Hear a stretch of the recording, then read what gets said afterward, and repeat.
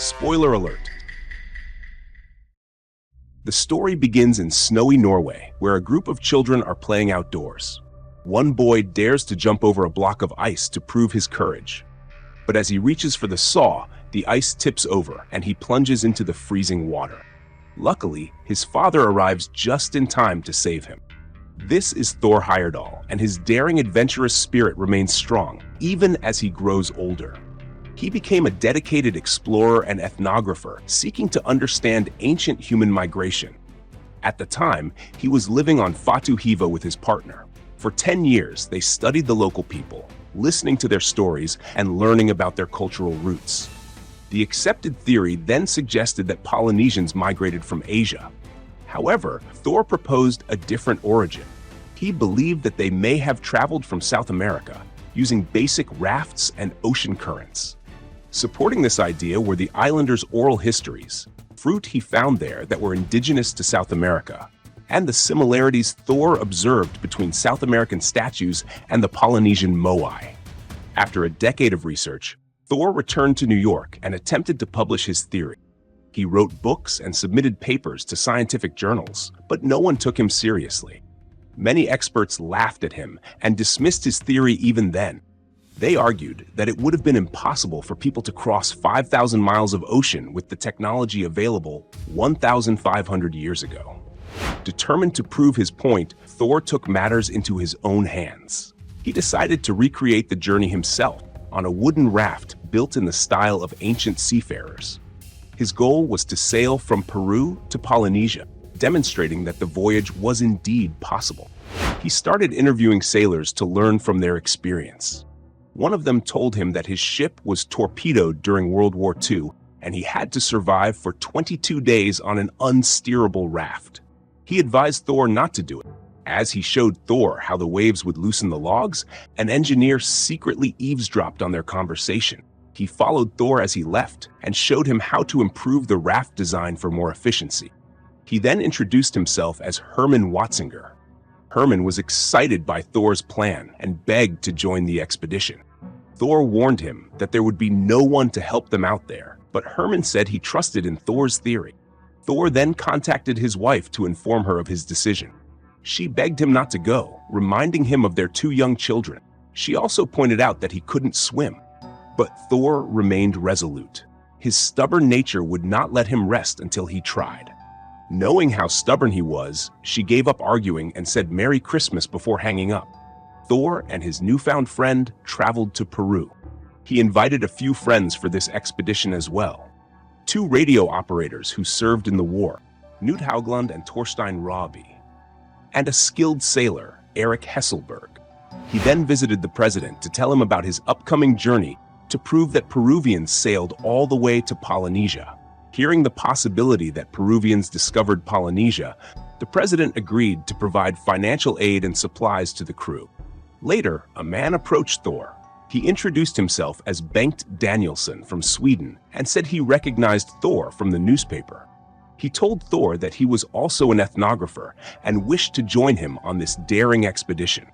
Bengt was also skilled with cameras and promised to teach him how to film their journey professionally. With the supplies gathered and the crew ready, the stage was set for Heyerdahl and his small crew to start building the raft. They made sure to build it the traditional way without using any wires or nails. It was christened Kon-Tiki after the Incan sun god said to have guided the ancient sailors. Herman suggested they should take a short trip first to test the raft, but Thor refused. He was confident the raft would work and said he was ready to begin the journey. Then he called his wife. She was still upset and unhappy with his decision, but she stayed calm. As the connection began to break up, Thor said his final goodbye. Crowds gather to wish them good luck. Some warn them that the raft will not last the long trip. The tugboats start pulling Kon-Tiki to the ocean, and the 6 men begin their long trip across the Pacific. At first, the men were in good spirits. They talked, laughed, and enjoyed the adventure. But soon, problems arose. The wind started blowing the raft in different directions. The raft was slow and hard to steer, making it harder to adjust its direction. Thor tried to remain optimistic. He believed that the wind would eventually steer them in the right direction. As promised, Bengt started teaching him how to use the camera. One night, Herman reminded Thor about the sailor's story he had heard. He told Thor that they should have used wires to make sure the logs wouldn't separate. But Thor ignored his concern again, saying that if the ropes held 1,500 years ago, they would hold now too. The radio signal continued to weaken the farther they drifted. Thorstein was displeased as they lost all radio contact. Thor's carefree, happy-go-lucky attitude didn't change, even when Eric warned him one evening about dark clouds on the horizon. Eric advised calling the crew to lower the sail, but Thor said it wasn't necessary. Later that night, the raft was bombarded by a heavy storm, just as Eric predicted. Eric shouted for everyone to lower the sail immediately and tie themselves with rope in case they fell overboard. As Thorstein cut the rope to release the sail, a powerful gust ripped it away. Thor, holding the sail, was thrown overboard instantly. His friends quickly pulled the rope to save him. The memory of him drowning returned, and with that memory, fear returned as well. The next morning, the crew woke up to clear weather. The macaw they brought along was also fine. Herman found a handful of mud between the logs, a sign that the raft was slowly rotting. Meanwhile, Eric showed Thor that they were heading toward an area known for its deadly maelstrom along the Galapagos Islands. He warned that they needed to change course in the coming days. As usual, Thor ignored the warning, but Bengt overheard their conversation and pulled out a picture of the maelstrom from the book he was reading. By mixing a special powder with seawater, they made a balloon to use as an antenna. But just as they caught a signal, the macaw bit the thread and set the balloon loose. Their best hope now was for the wind to push them in a new direction. Days later, a giant tiger shark visited them. Bengt told them that the animal was harmless, but Herman did not trust it. Always concerned, he grabbed a harpoon and attacked the shark as it approached the raft. Hurt, the shark started diving deeper. The harpoon rope was tied to the raft, and the shark started pulling the raft as it dove downward. Thankfully, the rope broke free from the raft. Newt lashed out at Herman for endangering the crew, but Thor stepped in. He told Newt that Herman was only a salesman. As night fell, Herman watched the waves slowly pull the logs apart. His anxiety returned. The next morning, Thor used an empty basket and bamboo to build a shark protection cage. He planned to use it to send Bengt to check the condition of the raft underneath. Bengt notices that the raft underneath has turned into an aquarium. A shark suddenly appears, and Bengt quickly climbs back onto the raft.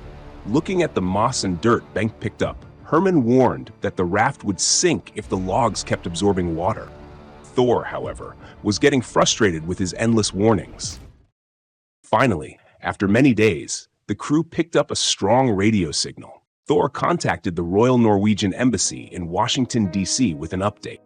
But he stretched the truth, saying the crew's morale was high, something Thorstein and Newt clearly disagreed with. The crew experienced their first real loss when Lorita, the bird, slipped off the raft and fell into the water. The sharks, lurking below, struck immediately. Helpless, the crew watched their pet bird vanish beneath the waves. In a burst of rage, Newt and Thorstein hauled a shark onto the raft and killed it instantly. The blood splashed everywhere and quickly drew even more sharks around the raft. Once things calmed down, Herman could no longer hide his anxiety. He grabbed a box of wires and begged Thor to reinforce the raft before they all ended up as shark food. But Thor was tired of hearing it and threw the wires into the ocean. Herman stood up and walked away from Thor, but suddenly he slipped and fell into the ocean. Panic hit the crew as Herman struggled in the water, grabbing the oar in desperation. To keep the sharks away, some men threw the shark meat overboard. But Herman was too tired, and the waves pushed him farther from the raft. Realizing they would lose a member soon, Newt grabbed a rope, jumped into the ocean, and swam toward Herman while the sharks were distracted. As Newt grabbed hold of Herman, the crew pulled the rope as fast as they could. At last, they caught their breath. Thor tried to write in his journal, but the words wouldn't come. His emotions overwhelmed him. He began to cry. How much more could he take? How much more could they all take? Outside the hut, Herman thanked Newt for saving him. They might not always agree, but out there, they only had each other. Time dragged on. Weeks stretched into months. Then one day, Eric the Navigator announced they were back on course. The crew erupted in joy, and for the first time in a long while, they finally believed in Thor again. As soon as they received radio signals again, Thor immediately updated the Royal Norwegian Embassy that they were on course. Soon, the world began to listen as people grew more curious about the trip. Reporters even started visiting his wife and kids for interviews. One morning, while brushing his teeth, Thorstein noticed a dark figure dancing over the waves. He looked up and saw a lone seagull gliding through the sky. His heart leapt, and he shouted with joy. The crew gathered around, speechless. It was the sign they had been waiting for. The journey was nearly done. Before reaching their destination, Thor warned the crew that they were nearing a dangerous area known as the Roroya Reef. Thor said it was a barrier of underwater razor blades that could destroy the raft on impact. They could avoid it by changing course, but that would cause delays and unknown dangers. Then Herman, quiet until now, spoke up with a bold idea.